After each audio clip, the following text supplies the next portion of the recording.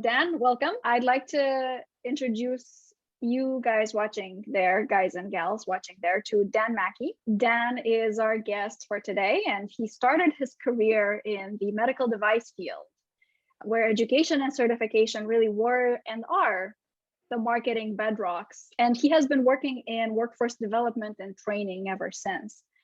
Most recently, Dan was with McGraw-Hill Education. He was the McGraw-Hill Education leader of customer success and product teams. And he owns client education strategies for associations, Fortune 500, and other companies. Prior to that, Dan managed a content marketing company where education and experts were keys to the success of the business. Dan has also been a speaker at a number of conferences, including Future Workplace and NASBA, speaking on topics such as adaptive learning and workforce development. Another interesting tidbit about Dan is that he's also a medical device patent holder.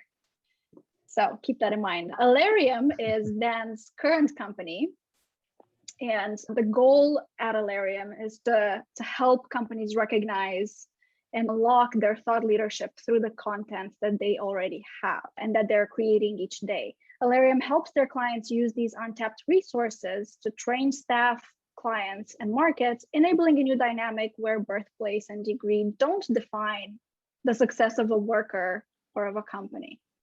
So, Dan, please feel free to add or take away from that. Thank you. Good to be chatting with you, Claudia.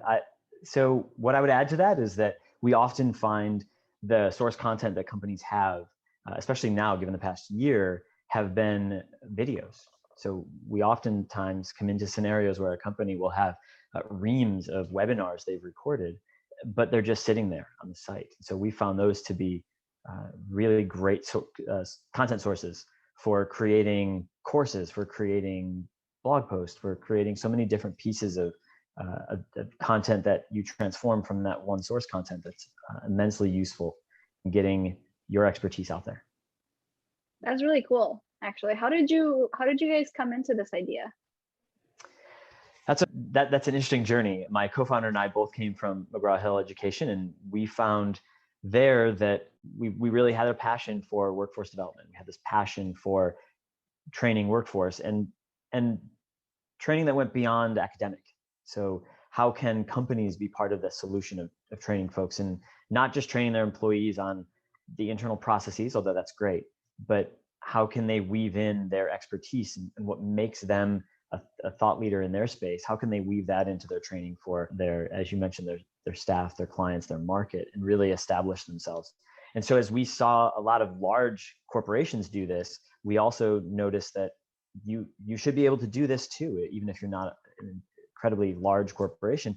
And the hesitancy was, well, I have thought leadership, but I don't have content.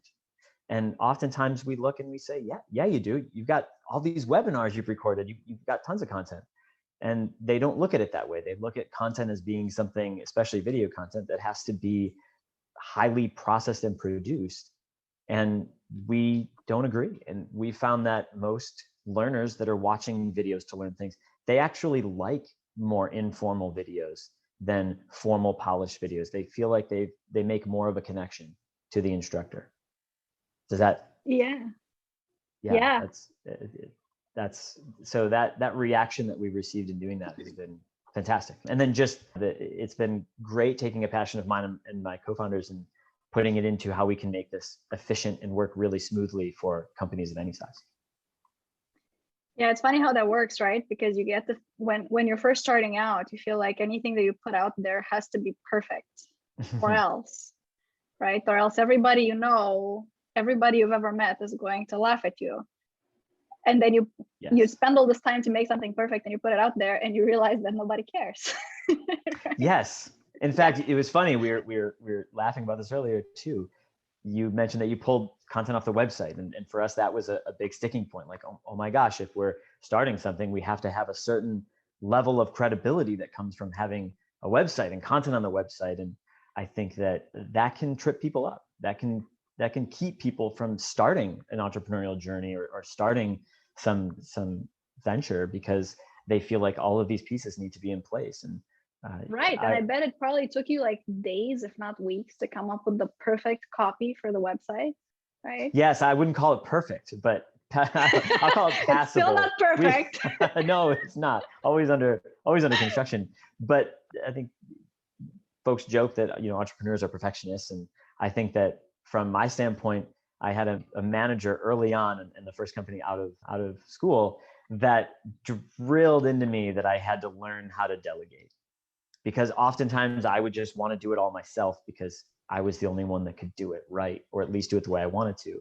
And I finally started to delegate well, but it was because it was forced upon me. And that's a lesson that I have appreciated ever since, and have had to really transform into, I may not know the exact right way to do it, in addition to wanting to be able to scale my abilities.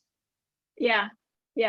I definitely hear you. I think honestly, when it comes to building anything, I mean, if you're building a team, or if you're building a company, or if you're building anything, if you're not able to delegate, I think it's a recipe for disaster, honestly. For sure. I learned this the hard way. So yeah. It took me a while. So you've been there too. Oh yeah. I mean, one of my New Year's resolutions for 2021 is to delegate everything that I can, even if it's actually a lot worse than, or it takes a lot longer than if I were to do it myself, just to get over that mental barrier. So yeah. That's a good resolution, because oftentimes if you don't shoot that high, then you won't hit where you want to hit. So yeah, exactly. Because, you know, in the beginning, you're like, you know, I am the only person who can do this perfectly, even though oftentimes you are most definitely not, because you're not a jack of all trades. Or if you are, you're not going to be that good at everything, right? And then you try to do everything yourself. And when somebody suggests, dares to suggest that you should delegate, you're like, but no, because I have to, you know, it's going to take so long. I have to tell them exactly how to do it. So yeah, I did this once actually late last year. It was really funny. I made this like entire document detailing how I want this one thing done. And the person that I gave it to was like, she was trying really hard to be polite, you know, and to not like offend me, because obviously I was the boss. And she was like, this is really detailed and I appreciate it, but I'm not sure this is the best way to do it. And she explained to me how she would approach it, and I'm like, you know, come to think of it, it's not that it's not the best way, it's that it's completely dumb the way I thought about it. So yeah, anyway. No, that's a very valid point, by the way. No, go ahead. So I was gonna say, let's dive into it. What's the last thing that you learned that got you really excited? Because this is obviously a show about learning and about, you know, I guess in this case, learning to delegate. So there you go. Yeah. So no, yesterday I had a really good conversation with one of my team members, and I had said more or less, she'll see this and she'll laugh at me, but I had said more or less, you know, we had discussed a particular process to get to a conclusion on a particular course we were working on. And I was thinking, well, it doesn't sound like that process was followed. And then as we chatted about it, she very politely reminded me that I hadn't laid out the context of the project.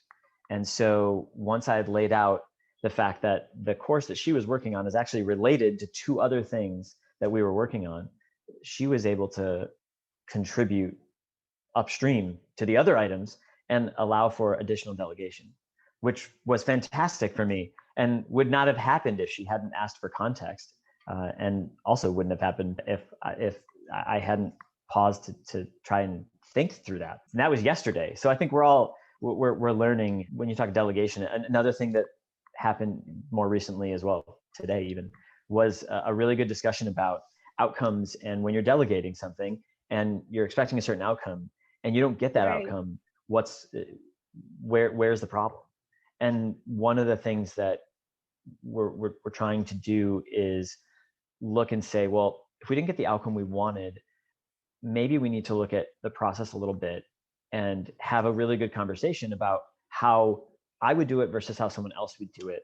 So that if I am doing things that might give them ideas or vice versa, that I can either soften up on my stance, or I can impart something to them that's less about, I'm just delegating for, here, do this is the output. and more of a helping to teach and saying, maybe there is something that a way I'm doing it that may help this other person execute. In general, our philosophy for hiring actually is interesting when you talk about delegation, and it delves into trust too, because the way that we've hired a lot has been, and our philosophy is that the traditional interview process is kind of weird, right? We have a couple conversations with someone, and then we invest, 5 to 6 figures in them for a full-time job, hoping it'll work out. And our approach at Allarium has been, we find really talented people and we give them a small project. And if they do really good, we give them a bigger project. And they do good, we give them more projects, and eventually they're really well trusted and we can delegate functions to them. And then we have a staff, even if they're part-time, which we love. By the way, we have a lot of part-timers because we love the flexibility that we can give folks. But we end up getting problem solvers, not task doers. And that's what we want. We want problem solvers. Yeah, no, that's a really good way to approach it, actually, because if you're thinking about the problem and the outcome that you want to achieve, then you're more likely to think outside of the process that one person may have come up with for doing it. Yes, that's exactly right. Yeah, that's really neat. So it's been basically I shouldn't take full credit, by the way. I should say that I think my co-founder, although we agree on it, I think that he was really the one pushing for us to try that model out. I love it. When I went to Northeastern as an undergrad, that's one of the reasons I went there, is because of the co-op program. So to be able to get previews by doing the actual work is fantastic. But he's really driving that ideal, and I think that's awesome, and that's why he and I work really well together. Yeah, and it's super important, honestly. I mean, you see and you hear horror stories about people working together who should not be. So no, yeah. I think finding the right co-founder is like the cornerstone of taking a successful shot at something. So yeah. So the most exciting thing that you learned was about delegation and you mean sharing. Anything. Okay, the thing that got you most excited, that you were like, oh my God, how did I not know this until now? Yeah, it's work related at the moment, but who knows? But so the thing recently that has gotten me most exciting has been actually pulling in much more of a gamified approach to learning. And where that specifically comes into play is 3D animation. So a while ago, back when I was in high school, a buddy of mine and I had done some just fun messing around with games. Like we were playing certain games that had some allowance for modification behind the scenes.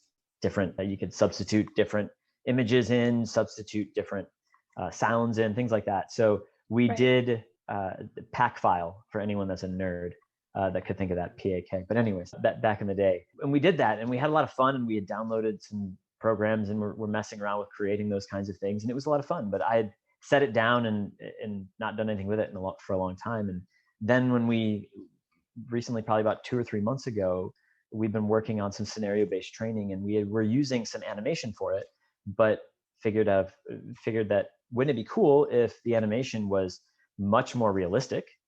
And wouldn't it be cool if it could mimic a Zoom call? What would it look like if I am looking, as I'm doing a particular training course, I'm looking at someone in front of me who's speaking, and I've got responses that I can select, and then they're going to speak responses back. And we go through this interplay until I get to the conclusion, and then we have a score associated with it. So much more than just more generic gamification, like achievements or something like that, and more actually doing things that you would normally have to do in creating a game. So like create your own role play kind of thing for the purposes of learning something. Yeah, exactly. There you go. Works really well in a sales environment, but other environments too. And to be able to have fun doing it, for me, that was fun to go back and remember doing that when I was in high school, and just how fun it was to mess with that. And then to take that skill set and some of the computer background that I've had over the years and spend a little time developing, I thought that was really fun. Yeah, no, it really sounds like fun, actually. And while you were describing this to me, I kept wondering, how do you what tools do you use to do it? Because a friend of mine who's actually has studied animation, she is studying animation. She's considering going into a PhD program studying computer animation. She is currently building a tool that would allow anybody to create their own animation starting from scratch to illustrate whatever they wanted to. So that sounds like the tool sets are really cool now that you can get. So what we've used as a tool in general. So before we did any of the more realistic stuff, we were using Vyond or GoAnimate. It used to be called GoAnimate. It's called Vyond. So you can do animations there. They've got a very cool tool. And then if you think about gamification and game engines, the Unreal Engine or Unity, there's all the programs that the studios use. A lot of those companies make their software available to indie developers, if you will, to mess around in and to come up with something. And they've got a lot of really cool models. And so that's been fun to re-explore that. I mean, it's obviously not for everybody. There's certainly a little bit of background that you'd want to brush up on before you jumped into something like that. But it's a lot of fun. Yeah, I'll definitely introduce you to my friend Sophie also. Yeah, I think you guys are gonna have fun geeking out about this. She's like all about nice. How do you create the characters? How do you set up a situation? How do you express certain concepts? Yeah. And there's so many options too. I mean, we choose more of a realistic approach as best we can, but there's so many other options that you can approach it with, like the two-dimensional, more humorous images, or layering in background music. Or I don't know if I'm allowed to say this, but so back at McGraw-Hill Education, my team had a challenge, and the challenge was, could you get a animated zombie in one of the corporate training videos? Oh, that's awesome. There was success, but I'm not going to say how and who's training, because these are very large companies, some of them without as much of a sense of humor. But I think that it was fun. Let's put it that way. Did they appreciate it though? Was it fun for them, or was it just fun for you guys making it? It was a lot more fun for us. I mean, whenever you use a tool like Vyond or Powtoon or any like Animaker, any of these tools, when you get in, they've got these templated scenarios and they've got already created people, and there's the business people, but then you've got like the alien, and you're like, who's using that? But some do, and that's the corporate tone of some companies, that they want to be more humorous. So we all joke that when we first were learning those softwares, that you dive in and you get a little lost for a couple hours making really silly, stupid things that clients will never or should never see. But aside from that, we had a lot of fun. That's awesome. I mean, that's what you should be doing, right? Like, you should have, basically, if you're not having fun doing your work, and it sounds like you're having a lot of fun at Allarium right now. So I love it. It was funny. So, and I haven't shared this with a ton of people, so this will be out there. But I had applied after I had left McGraw-Hill. I had actually applied at a large number of places without luck. I mean, it wasn't a great market. And obviously, especially in Boston, you were seeing these massive waves of layoffs during COVID, and it was rough. And I think that being able to take time to hone in on what you really want to do and what you love to do, and how much fun things could be if you did it yourself. Yeah, I would encourage anybody to try that. And for me, I was joking. I can be a workaholic at times, and I'm trying to figure that out. But there's a huge difference if I'm up till ungodly hours in the morning working on a project, and I'm doing it for a company that may be paying me, but I have no vested interest in per se, versus something that it's yours and that you enjoy doing. It's a very different investment of time, and it's okay to do that once in a while. It's kind of fun. I don't mind that. I get on a roll, and you don't want it to stop. So my kids love sleep. My daughter told me she loves sleep. I don't. I wish that there was some magical wand that I could wave, that I would get all the benefits of sleep, but then not have to spend the time doing it. Yeah, don't we all, Dan? But hey, I know so many people that have told me no, that they love sleep. That's one of their favorite things, and good for them. I think that's great. I'll applaud. I wonder if they really love sleep, or if they love the effects of sleep more than anything else. Maybe both. Who knows? It depends. We'll have to do a survey. Get some data on that, Claudia.